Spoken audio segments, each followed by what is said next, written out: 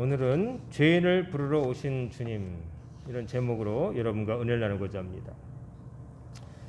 옛날부터 여러분들이 많이 들으셨을 말, 특별히 부모님이나 선생님께로부터 들은 말, 사람 가려 사겨라, 사람 친구 가려 사겨라, 이런 말씀 많이 들으셨죠? 사람을 가려 사겨라. 좋은 사람에게서 좋은 장점을 배워서 자기에게 발전의 원동력으로 삼으란 이야기죠. 확실히 나보다 나은 점이 있는 사람을 보게 되면은 자극을 받게 되고 그것을 통해서 내가 더 발전하는 계기로 삼기가 좋습니다. 저도 어릴 때 그런 친구들이 있었습니다. 친구지만 제가 부러워할 만한 것을 가진 친구들이 곁에 있었어요. 다행히도 또 교회 친구여서 학교 친구들보다도 오히려 더 가까웠습니다. 주일이면 항상 학교는 달라도 주일마다 꼭 봤거든요. 어떤 점에서 나느냐? 예를 들면 가정 환경이 교육을 많은 형제들이 많아서 자기 형들 덕분에 자기 또래보다 좀 많은 것을 알게 된 친구들이 있었어요. 그 형들이 다 명문대를 다녀가지고 그 막내인 제 친구가 그 형들의 영향을 많이 받았고, 그 친구 집에 가보게 되면은 그 형들이 모아놓은 그 오래된 레코드판, LP판이 있어서 제가 접할 수 없었던 음악들을 그 집에 가면 들을 수가 있었어요. 라디오에서 어쩌다 나오면 녹음하려고 정신없이 사람 문 닫아 걸고 잡음 안 들어가게 하려고 애썼지만 그냥 그 집에 가면은 그게 LP판으로 있는 거예요. 그래서 턴테이블에 올려놓고 바늘을 얹어 넣으면 찌직찌직하는 잡음과 동시에 조금 있다가 음악이 나오는 거죠. 그 음악을 들으면서 문화적인 어떤 혜택을 간접적으로나마 누릴 수가 있었습니다. 그래서 그 친구하고 얘기를 하려면은 음악에 대해서 많이 알았어야 했어요. 그래서 저는 LP판이 없고 뭐 집에 명문대 다니는 형도 없고 그렇기 때문에 제가 할 수 있는 최선의 것은 라디오를 부지런히 듣는 거였습니다. 라디오를 부지런히 들어서 방학 되면 어디 안 나갑니다. 어디 안 나가고 창문을 다 커튼을 치고 캄캄한 가운데 하루 종일 라디오만 듣는 거예요. 뭐 2시의 데이트, 김기덕입니다를 비롯해서 이정원의 디스크쇼까지 뭐 팝송을 듣는 겁니다. 그때는 우리나라 대중음악에 대한 관심이 별로 없었어요. 저는 이문세 씨 노래에서부터 우리나라 음악을 들었거든요. 지금은 저도 나이가 들어서 거꾸로 올라가서 그 이전에 조용필이란 가수도 있고 뭐 패티김도 있고 정훈이도 있고 뭐 이런 이렇게 거꾸로 알아가는 세대가 됐지만 그 전에는 우리나라 음악에 대해서 별로 관심이 없었어요. 근데 이제 그 팝송을 들으면서 자연스럽게 영어에 대한 관심도 있고 많이 듣다 보니까 나중에는 제 친구가 아는 분야 말고 다른 분야의 음악을 제가 많이 들어서 그 친구하고 얘기를 해도 얘기가 됐고 나중에는 그 집 형하고 대화가 됐어요. 주로 미국, 영국 음악 듣던 시대였는데 우리나라 팝송이라는 게 저는 하루 종일 들으니까 미국, 영국이 아니라 저는 스페인, 유럽 음악까지 다 들었거든요. 제3세계 음악이라고 그래가지고. 그래서 그 형하고 제 친구의 형님하고 얘기하는데 제가 스페인 노래를 알고 있고 또 테이프까지 사서 알고 있으니까 놀라더라고요. 그래서 저는 그 영향을 받은 거예요. 대화가 되려니까 알아야 되겠고 자연스럽게 알다 보니까 제가 좋아져서 어느 순간인가 저도 그 분야에 대해서 많이 아는 사람이 되겠더라고요. 이처럼 주변에 뭔가 좀 나보다 조금 앞서가듯 혹은 옆에 있듯 자극을 주는 친구를 보면서 사람이 좋은 영향을 받게 돼 있어요. 나쁜 것도 어떻게 보면 똑같은 경우가 되겠죠. 나쁜 것도 같이 있다 보면 그닥 나쁘다고 생각 안 되게 되고 그 일을 할 수도 있어요. 그래서 옛날부터 친구 가려 사겨라, 좋은 친구 사겨라, 배울 점이 있는 사람과 있어라 이런 얘기를 한 것이죠. 하지만 역으로 생각해 보면 배울 점이 있는 친구하고만 사귀겠다 그런 자세로 살게 되면 어떻게 되겠느냐? 그런 사람들이 나랑 안 놀아줄 수 있잖아요. 항상 자기보다 높은 사람만 바라보고 자기가 좀 도와줄 사람은 안 바라보고 그렇게 사귄다면 또 문제가 생길 거예요. 그러니까 좋은 영향력을 받을 수 있는 좋은 친구를 사귀는 것도 좋지만 또 내가 좋은 영향력을 발휘해서 도와줄 수 있는 사람을 사귀는 것도 중요한 거예요. 그래서 서로 발전하겠죠. 그리고 또 사람은 또 잘하는 분야가 달라서 모든 면에서 우월하기보다는 어떤 면은 우월하지만 어떤 부분은 좀 못해서 서로 나는 이것을 잘하는데 저 친구는 저것을 잘 알아서 얘기하다 보면 서로 도움을 줄 수가 있는 거예요. 사람이 이제 이렇게 살다 보니까 사람을 판단하게 돼요. 나쁜 점 하나는 사람을 분별하게 돼요. 이 사람이 어떤 사람인지를 자기도 모르게 선별하고 가까이 할 사람, 멀리 할 사람 이렇게 나누게 되는데 그 기준이 올바르다면 문제가 없겠으나 그 기준이 이기적이고 다른 사람을 멸시하고 본인을 우월하게 여기는 자만심으로 흐르면 그것도 또 문제가 됩니다. 나는 저 사람보다 우월해. 저 사람하고 대화할 가치가 없어. 이런 식으로 산다면은 문제가 생기겠죠. 소외시키고 모르는 사람은 더 모르게 만들고 이야기 통하는 사람끼리만 이야기하고 키득거리고 뭐 그런다는 거죠. 정말 진짜인지는 모르겠지만 뭐 어느 재벌가의 연예인 며느리가 시집을 갔는데 거기서 다른 며느리들이 명문대 나오고 유학 갔다 와서 자기들끼리 영어로 불어로 뭐 대화하고 그 연예인 출신 며느리를 완전히 소외시켰다. 뭐 그래서 나중에 뭐 고통받았다. 뭐 그런 얘기까지도 이제 있는데 설마 그러라 싶긴 하지만 과장된 얘기일 수도 있겠지만 그렇게 노골적으로 하지 않더라도 우리가 사는 세상에는 사람의 등급을 나누고 서로 구별하고 그런 것들이 보입니다. 우리나라는 뭐 말 가지고 그렇게 드러나진 않는데 서울 말이냐 사투리 정도인데 뭐 영국 같은 나라는 영어를 쓴다지만 그 귀족 영어와 서민 영어, 노동계급의 영어와 이 귀족 학교, 사립학교에서 이렇게 배운 영어 발음부터가 다릅니다. 여러분이 좋아하는 해리포터 그런 걸 보면은 거기서 여주인공 아이가 전형적인 그 귀족 영어를 쓰죠.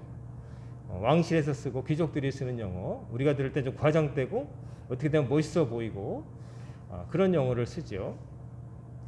그런데 그렇지 않은 사람들은 좀 그렇게 과장되지 않고 좀 편안하게 들을 때 그냥 익숙한 영어로 쓰기도 합니다. 사람들이 이렇게 말에서 그리고 옷차림에서 기타 뭐 살아가는 어떤 겉에 두른 것에서 사람을 이제 구별하고 차별하고 사람들이 그러죠. 그런데 하나님은 그런 분이 아니라는 게 너무나 다행입니다. 우리 하나님은 모든 일을 다 똑같이 생각하시는 거죠. 예수님은 특별히 제자를 선택하실 때나 또 사람을 만날 때나 전혀 차별이 없으셨어요. 선입견이 없으셨어요. 그냥 그 인간 자체로 보셨어요. 그 인간이 얼마나 고통 중에 있느냐, 그 인간이 얼마나 갈급해 있느냐, 그것 하나 보셨다는 거죠. 인간의 진짜를 보신 거죠. 우리들은 그 인간의 진짜보다는 그 인간이 걸치고 있는 껍데기, 외피를 보려고 합니다. 아주 그 얇게는 두른 피부 위에 있는 옷을 보려고 하고 조금 깊게 들어가도 피부 색깔을 보려고 하고 또 그 사람이 어떤 해온 과거의 행적들을 보면서 그 사람들을 다 판단을 하려고 하죠. 물론 그런 것들이 때로는 유의미한 정말 차이를 나타내 주는 것일 수 있어요. 사람이 겉으로 뭔가 드러나기 때문이죠. 하지만 사람의 진짜 모습은 그런 것으로 드러나지 않을 때가 많다. 겉으로 보는 거하고 그 사람 속하고 완전히 다를 수가 있다. 제가 첫 목회를 나갔을 때 그 교회에 한 성도가 있었어요. 근데 교회 나오셨는데 제가 너무 놀랐어요. 손톱에 매니큐어를 정말 화려하게 칠했고 손톱이 길었고 또 귀걸이는 버스 손잡이처럼 긴 이 링으로 된 걸 하셨고 화장이 너무 진했어요.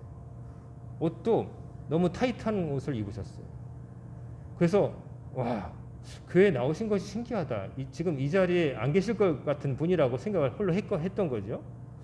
근데 웬걸요. 예배를 드리고 설교를 마친 다음에 울면서 기도하는 분은 그분 한 분이었어요. 그냥 저는 하나님 말씀을 전했고 그 자리에 성도들이 같이 앉아 있었건만 그날의 그 말씀을 자기 얘기라 듣고 눈시울이 빨개져 가지고 울면서 기도하는 사람, 그 사람 한 명이었어요. 제가 그때 편견이 깨졌어요. 손톱을 김장하다 온 것처럼 뻘겋게 물든 매니큐어를 해도 신앙과 상관없다. 머리를 빨갛게 노랗게 염색해도 그 신앙과 상관없다. 빡빡 깎던 장발이든 그런 거는 가죽 장화를 신던 상관이 없다. 제가 우리 교회 오기 전에 부교육자로 오래 사역하던 교세도 희한한 성도님이 한 분 계셨어요. 그분이 교회 나오면 사람들이 힐끔힐끔 쳐다봐요. 왜? 뱀 가죽 모양의 장화를 신으시고 화려한 화장을 하고 역시 귀에는 버스 손잡이 같은 귀걸이를 하시고 손톱도 똑같은 색 혹은 다른 색깔로 하시죠. 사람들이 쳐다보면서 저도 놀랐어요. 그분을 처음 신방 갔을 때 그분은 신방 갔을 때 놀랐어요. 신방 전도사님 여자분하고 같이 갔는데 신방을 가는 날인데 신방 받으면 보통 집안 청소하고 기다리시잖아요. 근데 문을 안 열어주는 거예요. 그래서 신방 전도사님 약속했는데 그러면서 문을 두드리는데 문이 빼꼼히 열리는데 잠옷바람에 자다 일어난 얼굴로 나오셨어요. 그래서 뭐 이런 사람이 다 있나 그랬었죠. 근데 나중에 알고 보니까 이분이 남편을 여의고 인천에 와서 사는데 큰아들은 정상인데 작은아들은 장애가 있었어요. 뇌성마비가 있어서 일어나지를 못하는 거예요. 그래가지고 그 자식을 키우는데 의사는 15살 정도밖에 못 산다고 그랬어요. 근데 이분이 얼마나 특이하시냐면은 그 말을 듣고 절망한 게 아니라 이렇게 생각했대요. 나중에 얘기 들으니까 이 의사는 돌팔이구나. 내가 살려야겠다 싶어서 그때부터 자식을 이제 돌보는데 그냥 좋다는 것은 다 끓여다가 나쁜 것은 다 걸러내고 고깃국, 사골국 또 좋다는 약초 다 끓여다가 자식을 먹이고 움직이지 못하니까 욕창에 걸리지 않도록 드러내고 이렇게 해서 제가 나중에 알았는데 올해인가 아마 그 아들이 죽었어요. 세상을 떠났는데 30몇 살까지 키운 거예요. 의사는 15살 못 넘긴다고 그랬는데 그 병든 아들을 두고 너무 힘드니까 한때 좌절해가지고 막 알코올에 막 중독이 되다시피 술 먹고 막 그러다가 제가 그때 신방 갔을 때가 거의 헤매고 있을 끝무렵이었는데 그 다음에 정신을 차리고 다시 하나님을 붙들고 회복되면서 살아가는데 해마다 갑자기 목사님 저희 집에 와서 아들을 위해서 기도해 주세요 그러는 거예요. 무슨 일이 있나 싶으면 가보면 이제 처음엔 몰랐는데 가보니까 그 병드는 아들 생일 때 저를 부르는 거예요. 그러면 보통 개인적인 그 생일 때 부르는 교회는 없거든요. 가족끼리 하죠. 근데 그 집이니까 제가 가죠. 가면은 그 청년이 다 컸지만 기저귀를 차고 있고 어버버 하면 소리 지르는데 한쪽에 방이 있어요. 근데 그 아들을 위해서 정성껏 끓인 사골 국물을 이제 저에게도 대접을 하는 거예요. 그래서 신방도사님하고 둘이서 교회 얘기하지 않고 그 가정은 가야 된다 해서 가서 식사를 했었죠. 그 겉으로 볼 때는 그 사람이 왜 그렇게 화려한 옷을 입었나도 얘기해 주는데 자기가 그렇게 너무 아이도 계속 아프고 남편도 별세하고 모든 것이 안 될 때 미칠 것 같았대요. 미칠 것 같아서 그래도 살아남으려고 했던 것이 자기를 꾸미는 것이었대요. 자기가 남들 볼 때 우중충하게 보이게 않으려고 자기 삶이 그렇게 어둡지 않다는 걸 보이고 싶어서 화려하게 남들보다 화려하게 입었다는 거죠. 그 겉모습을 보고 사람들은 판단을 했지만 그 사람은 제가 볼 때 사람들이 좌절하고 왜 우리 집에 이런 일이 생기나 그럴 상황이었지만 절대로 교회 와서 그런 내색 안 했어요. 사정을 알고 나서 다 놀라는 거죠. 그래서 제가 몇 가지 경우를 통해서 사람의 외형으로 판단하면 안 된다.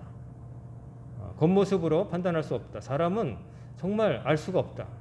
함부로 이렇다 저렇다 사람을 판단하면 안 된다 이런 생각을 하게 되었어요. 오늘 본문을 보면은 예수님께서 마태의 집에 갔다고 말씀하세요. 제자가 이미 된 거죠. 마태의 집에서 음식을 잡수시는데 그 자리에 마태가 전직 세리잖아요. 세금 관리. 세금 걷는 관리인데 뭐 세무 공무원이 뭐가 나쁘겠어요. 하지만 이때는 특별한 의미를 갖고 있죠.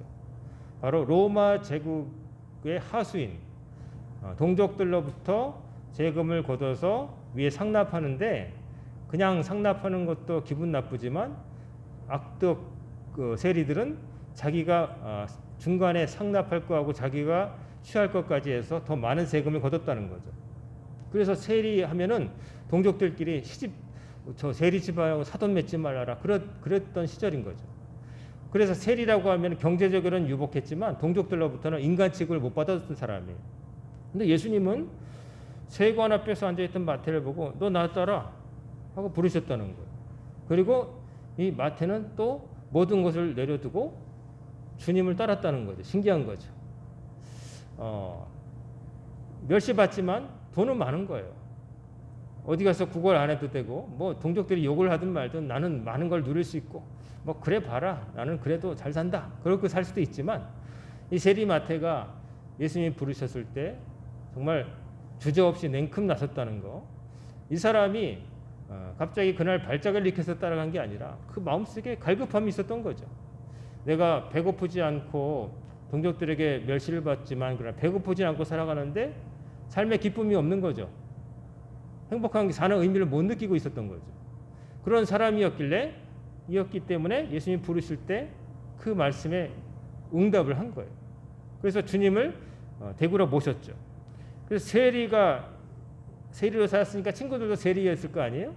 마태가 예수님을 자기 집으로 영접해서 식사를 대접할 때 그때 세리와 친구 알고 지내던 세리들이 많이 왔고 또 여기 보면은 죄인들이 와서 예수와 그의 제자들과 함께 있었던 죄인들이라 하면 갑자기 교도소에서 나온 사람이 아니라 율법으로 평가할 때 죄인이라고 정죄받았던 사람들을 말해요.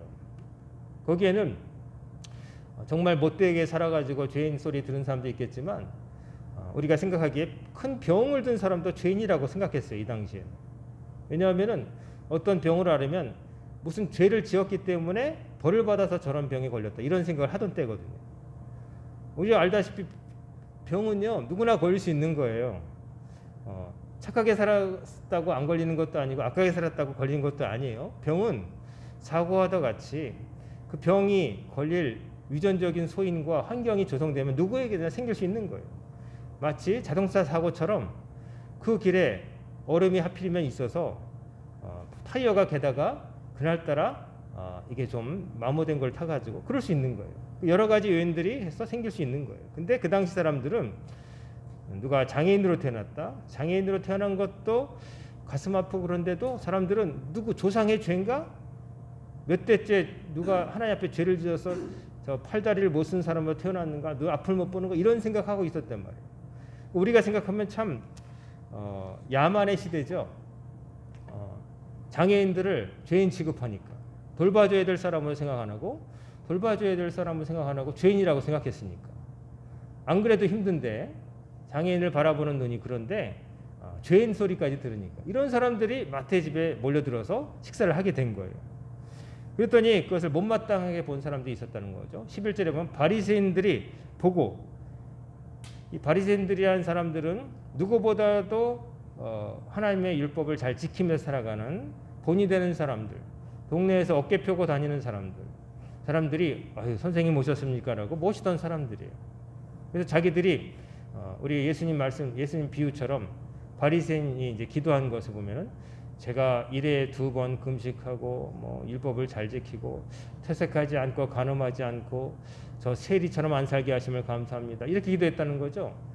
반면에 예수님 비유 속의 세리는 주여 저는 죄인으로서이다. 고개를 못 들었다는 거죠.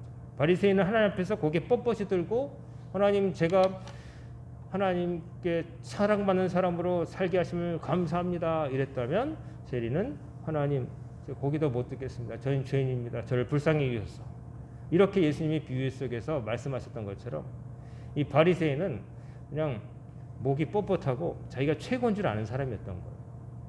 근데 이 사람들이 예수님을 못마땅하게 여긴 거예요. 그래서 예수님에게 직접 따지지 못하고 예수님의 제자들 만만해 보이니까 예수님 제자들부터 그러는 거예요. 야, 당신들의 선생은 왜 세리와 죄인들과 함께 식사를 하시냐? 왜 저런 부정한 사람들하고 어울리느냐? 당신의 선생님이 좋은 분이라면, 정신이 똑바로 바뀌신 스승이라면 그런 사람들 멀리하고 거리를 둬야 되는 게 맞는 건데 왜 그런 사람들과 밥을 같이 먹느냐? 유대인들은 이방인들과 식사 안 했고요, 죄인들이라고 하는 사람하고 식사 안 했어요. 딱 그 단절하는 거, 그런 걸 잘해요. 거리를 두는 거예요. 벽을 치는 거예요. 근데 보통 사람들이 피하는 세리와 또 뭐 병자들, 뭐 죄인들, 거기는 몸 파는 여인도 있고 술집 여자도 있어요. 근데 그런 사람들과 어울리니까 니네 선생님 이상한 거 아니냐?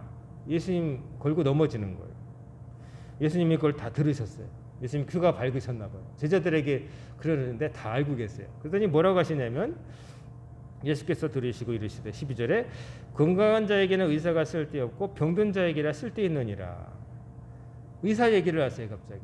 야, 너희들 의사 알지? 네. 의사가 누구 찾아다니냐? 병자 찾아다니지 말짱한 사람 찾아다니냐? 요즘은 의사 중에도 말짱한 사람 찾아다니면서 이거 먹어야 됩니다 하는 약장수 같은 의사들도 있죠. 쇼 호스트, 쇼 닥터. 여러분 홈쇼핑 보면은 뭔가 팔고 있으면 옆 방송에서 케이블 TV에 보면 의사라고 하는 사람들이 나와서 갑자기 이거 먹고 나온 사람들 얘기하면서 막 이런 사람 있죠. 한의사고 양의사고 간에 쇼 닥터. 그걸로 무지 돈을 많이 벌죠. 근데 진짜 바쁜 의사들은 그런데 못 나옵니다. 예약이 밀려서 병원에 있어야 돼요. 한가한 의사들이니까 거기 나와 있는 거예요. 여러분 보면은 뭐 건강기능식품 별게 다 많은데 뭐 많다면 저기 믿지 마세요. 여러분이 너무 짜게 맵게 먹지 마시고 잠 잘 주무시고 무리하지 않게 자기를 관리하시면 대부분 나아져요. 근데 뭐 하나 먹고 갑자기 나아진다는 건 거짓말이에요. 그런 거 있으면은 벌써 나만 하지 않았을 거예요. 그것도 보면은 금세 좀 팔리다가 금세 사라져서 딴 걸로 넘어가요. 그게 유행처럼 바뀐단 말이에요. 그거 다 건강기능식품이라고 하는 거 여러분 믿지 마세요. 그 약이 아니에요. 기능식품이라고 해서 먹는 것 중에 하나인데 건강에 도움이 될 거라고 그러지만 실제로는 의학적으로 확실한 근거는 없는 것들이에요. 물론 먹고 하려고 뭐 그러지는 않겠지만 들인 돈에 비해서는 별거 아니고, 여러분이 먹고 배탈 나는 거 평소에 안 받는 음식 드지 마시고 먹어서 소화가 잘 되는 음식 드시면 되는 거고, 잠 잘 주무시고 적당히 운동하시고 마음을 편히 가지시면 대부분 좋아져요.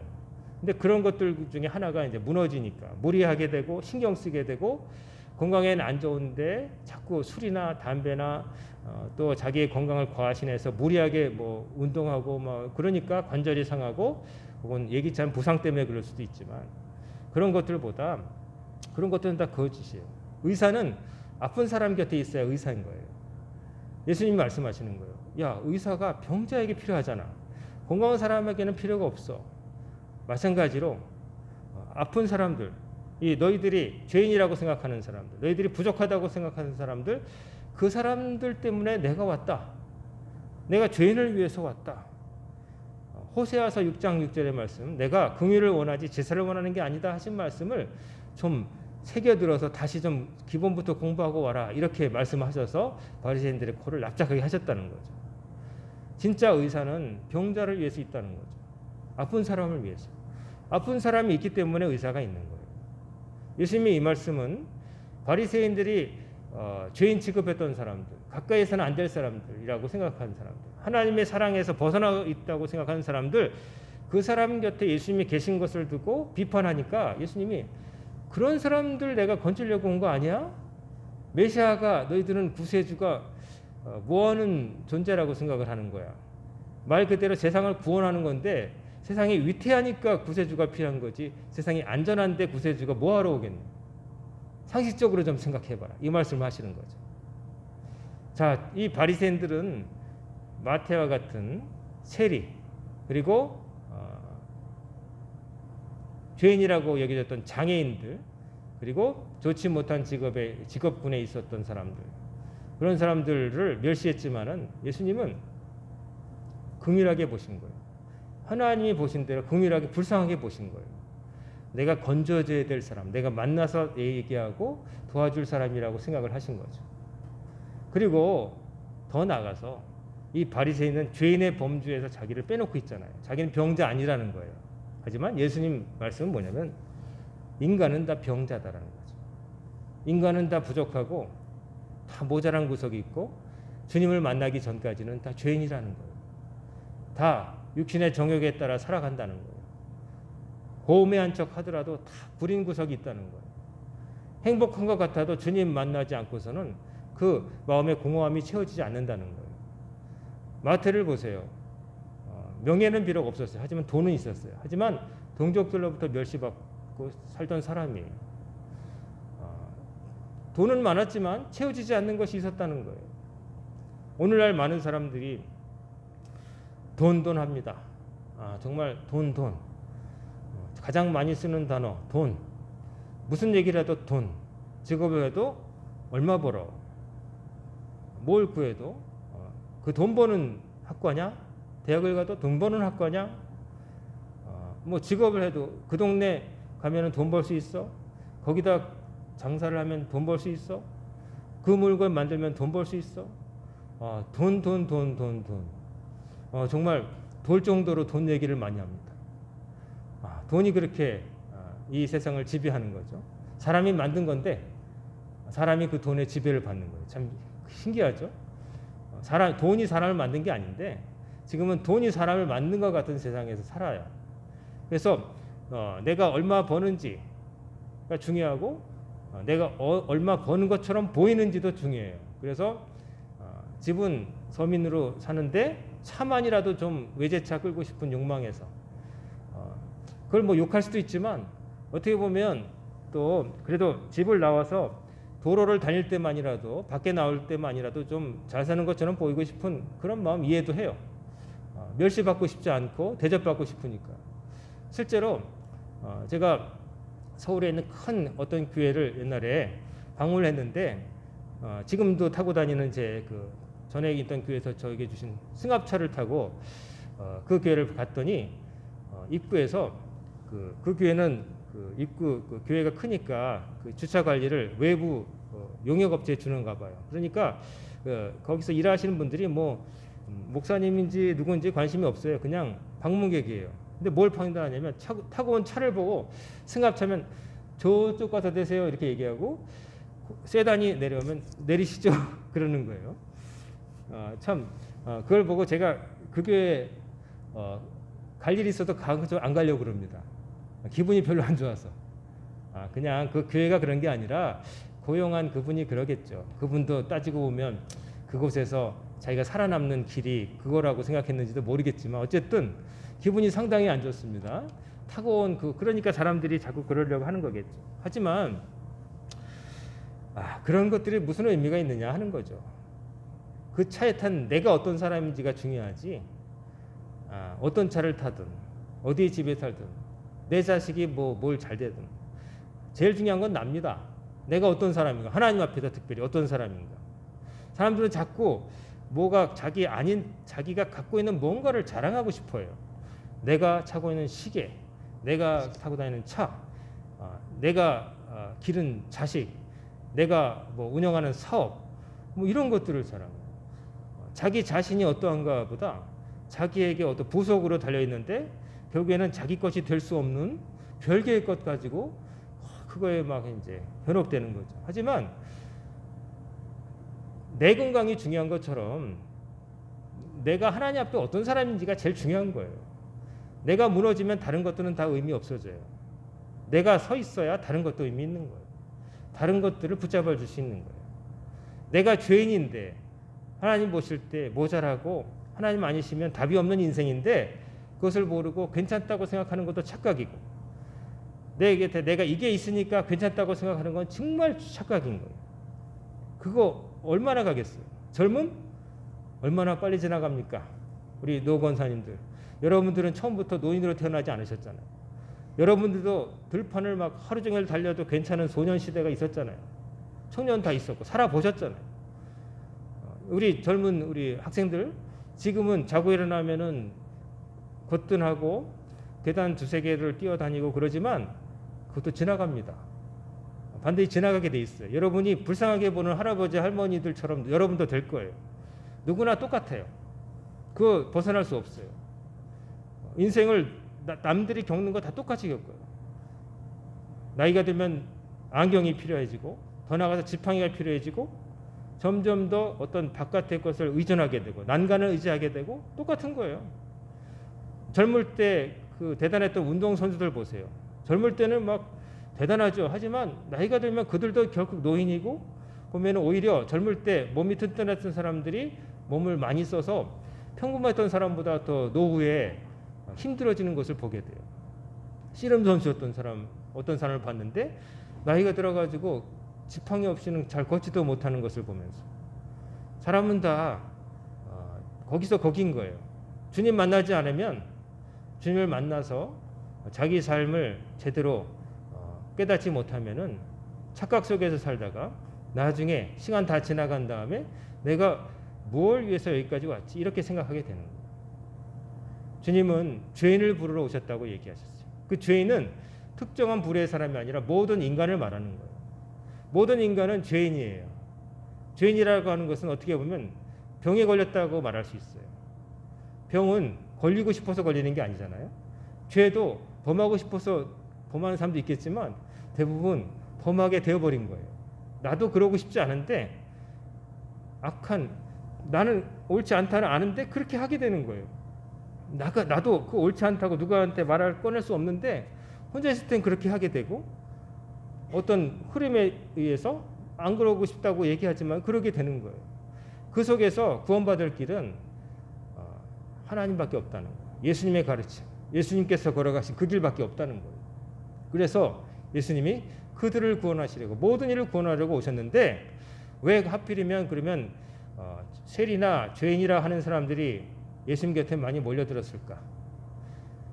그들은 아팠고 그들은 예수님 말씀을 들었을 때 상처가 있었기 때문에 상처가 있는 곳에 수동약 바르면 아픈 것처럼 빨리 반응을 한 거예요. 괜찮다고 착각한 사람들은 감각이 둔해진 거예요. 예수님 말씀을 듣고도 그게 자기에게 하는 말씀이라고 생각이 안 드는 거예요. 그게 진짜 더 아픈 거죠. 감각이 살아있어야 아따고 해야 병원을 찾는데 따가운 줄 모르는 거예요. 마치 나병 환자가 감각이 무너져서 나중에 뜨거운 솥을 만져도 손이 다 딜 정도로 있어도 모르는 것처럼 그게 더 심각한 질병인데 바리새인들이야말로 오히려 더 큰 죄인이고 예수님 앞에 거꾸로 질 사람인데 그들은 몰랐던 거고 오히려 자기 자신에게 내세울 것이 없고 주님 앞에 고개를 들 수 없었던 사람들은 주의 말씀을 들을 때 그것이 자기의 구원을 줄 기쁜 소식으로 들렸던 거예요. 복음, 기쁜 소식, 굿뉴스. 좋은 소식은 어떤 겁니까? 나에게 유익함이 있을 때 좋은 소식이에요. 나에게 불리함이 있다는 소식은 좋은 소식이 아니잖아요. 슬픈 소식이잖아요. 기쁜 소식이었다는 것은 뭐냐면 예수님 말씀을 들었을 때 그들은 기쁨을 누리고 소망을 가질 수 있었다는 거예요. 나 같은 죄인도 예수님 만나면 내 삶을 돌아보게 되고 고쳐서 다른 삶을 살 수 있다는 희망이 보였다는 거예요. 그래서 그들은 먼저 반응했고 예수님 주변에는 그런 사람들이 몰려들었던 거예요. 그러니까 그것을 빌미로 바리새인들이나 이런 사람들은 지들이 더 영적으로 병들었는데도 모르고 무감각한지도 모르고 야 예수 니네 선생은 왜 저런 사람들하고 밥 먹고 말이지 세례 요한은 광야에 살면서 금식했다는데 너희 스승은 맨날 보면 저 사람하고 밥 먹고 이 사람하고 밥 먹고 아니 먹보하냐? 이렇게 욕을 했다는 거죠. 그때나 지금이나 사람들은 죄인입니다. 아직도 자기가 얼마나 피폐해졌는지 답이 없는 인생을 사는지 모르고 사는 거예요. 그렇기 때문에 들었을 때 감각이 없는 거예요. 그런데 절박한 사람, 이미 망가질 대로 망가졌고 자기에게 의지할 것이 없다고 하는 사람들이 먼저 주의 말씀을 들을 때 반응이 오는 것이죠. 민감한 것이죠. 그래서 가난한 자가 복이 있는 거예요. 너무 많이 가진 사람들은 주님 말씀을 들었을 때 반응을 잘 못하는 거예요. 그래서 결과적으로는 그들이 복이 아닌 거죠. 오히려 많은 것을 잃어버린 사람들이 예수님 말씀 들을 때 거기에 민감하게 반응하고 그것에 생각하게 되고 자기 삶을 거기에 의존하게 돼 있는 거예요. 오늘 성도 여러분, 구주 강림절 제3주입니다. 우리 주님이 오신 성탄절을 기다리는 4주간의 기간 가운데 3주가 되고 있는데요. 주님이 이 땅에 오셨어요. 왜 오셨느냐? 죄인 부르러 오셨다고 말씀하셨어요. 여러분과 저와 같은 죄인을 부르시고 우리를 우리 같은 병자를 고치시려고 이 땅에 오셨다고 말씀하셨어요. 그 예수님 만났을 때 우리의 병이 나아야 정상이에요. 예수님 만났을 때 우리에게 희망이 솟아야 정상이에요.